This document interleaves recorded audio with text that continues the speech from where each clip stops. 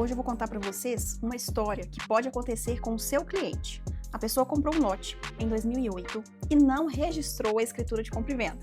Como já era de se esperar, o tempo passou, estamos em 2025 e essa pessoa então resolveu levar a escritura para registrar no cartório de imóveis.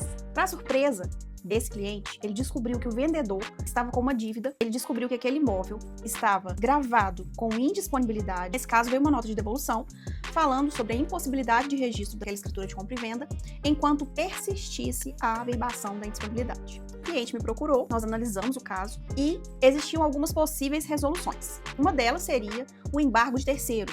Esse cliente poderia juntar a escritura de compra e venda no processo onde aquela dívida estava sendo executada para demonstrar que aquele imóvel que foi gravado com a indisponibilidade, na verdade, ele já tinha sido vendido antes. Porém, em processo judicial, nós já sabemos como funciona, não é mesmo? Esse pedido dele poderia ficar ali por anos sem ser resolvido em tempo hábil.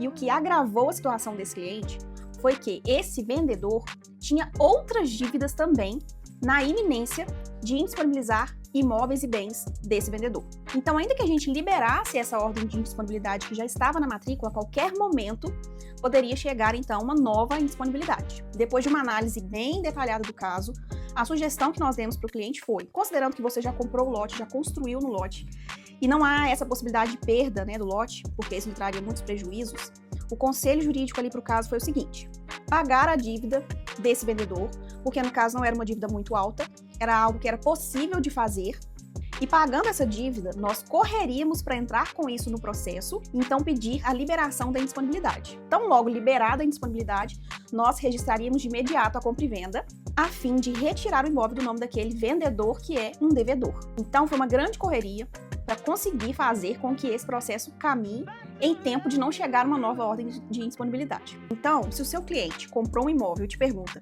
eu preciso registrar a escritura? Qual vai ser o seu conselho para ele? Depois de ouvir esse vídeo, eu espero que você entenda a importância de fazer o registro das escrituras tão logo elas sejam lavradas. Nunca se sabe o que pode acontecer no futuro. E nesse caso do meu cliente, ele quase perde o imóvel dele e ele teria uma dor de cabeça imensa para resolver esse problema depois. Registrar a escritura é de imediato sim. Se você gostou do vídeo, já curte aqui porque eu vou contar muito mais histórias como essa para vocês.